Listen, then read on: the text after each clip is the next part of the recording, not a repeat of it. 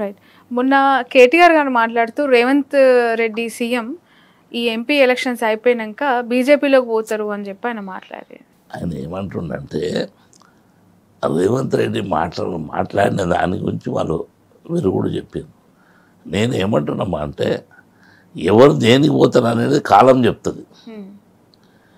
రేవంత్ రెడ్డి అనే వ్యక్తి 3 నెలల లోపల ఇంత ఆగమాగం అవుతుంటే ఎవరికైనా అనుమానం వస్తుంది కదమ్మా. ఇప్పుడు నేనేమంటున్నా, రేవంత్ రెడ్డి ఇక్కడ మోడీ గారిని నా పెద్దన్న అన్నావు, సంతోషం. రాహుల్ గాంధీ ఏమంటున్నామా, మోడీని చౌకీదార్ చోరా అంటుండు. ఒకటే పార్టీ, ఎవరిది కరెక్ట్ అని చెప్పాలి. దాని గురించి కేటీఆర్ అన్నాడు.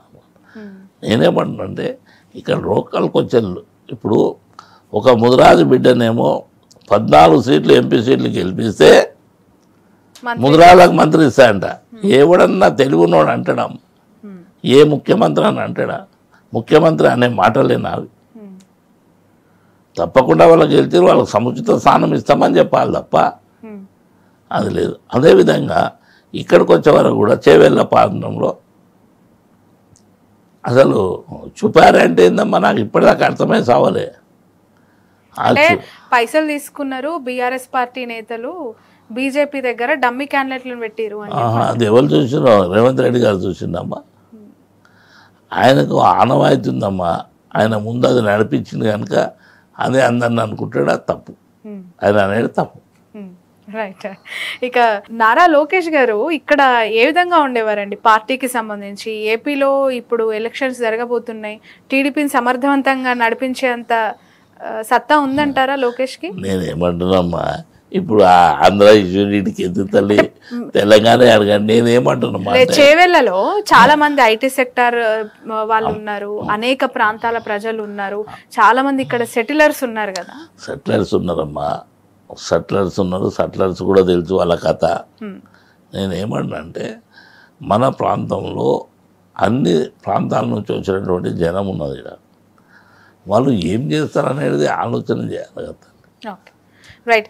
మీరు చాలా దగ్గరగా పనిచేశారు చంద్రబాబు నాయుడు గారికి, కేసీఆర్ గారికి. ఇప్పుడు కలిసి పనిచేస్తున్నారు కేసీఆర్ గారితో. ఇద్దరిలో వ్యత్యాసం ఏం గుర్తించారు? ఒక బీసీ నేతకి వాళ్ళు ఎంత ప్రయారిటీ ఇస్తున్నారని? బీసీ నేతకు ప్రయారిటీ ఇస్తుండ్రు కనుకనే కదమ్మా ఇది. వ్యత్యాసం అంటే ఇప్పుడు నువ్వు ఇద్దరు రెడ్డిల మధ్య ఒక బీసీ అంటున్నావు. నేను చంద్రబాబు గారు కేసీఆర్ గారి మధ్య వ్యత్యాసం అడుగుతున్నాను. వాళ్ళ దగ్గర వ్యత్యాసం ఏందమ్మా? కలిసి మీరు పనిచేశారు కదా, ఎలా అనిపిస్తుంది వర్కింగ్ కానీ, వాళ్ళ మైండ్ సెట్స్ కానీ, లీడర్కి ఇచ్చే ఇంపార్టెన్స్ కానీ మీ మాటల్లో? లీడర్కి ఇచ్చే ఇంపార్టెంట్ వాళ్ళు ఇవ్వరమ్మా, మేము తీసుకుంటాము. ఏ వ్యక్తికి ఆ వ్యక్తికి కాసాని జ్ఞానేశ్వరి సొంత ఎజెండా ఉంటుంది. వాళ్ళు చెప్పినంత మాత్రాన కాదు కదా. చేవెళ్ళ ప్రజలు ఎందుకు కాసాని జ్ఞానేశ్వర్ గారికి ఓటు వేయాలి అంటే మీరు ఇచ్చే సమాధానం ఏంటి ప్రజలకి?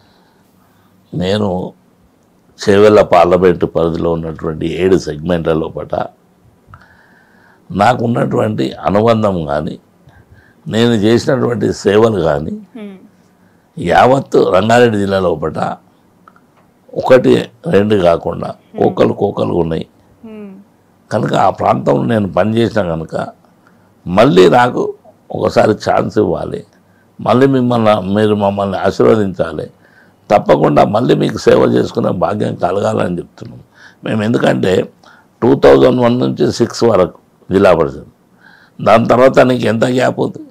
ఆయన జ్ఞానేశ్వరిని ఎందుకు గప్తి పెట్టుకుంటున్నారు అనేదే కావాలి. అందుగురించి మంచి పని చేసే వ్యక్తులను ఎవరు మరవరమ్మా.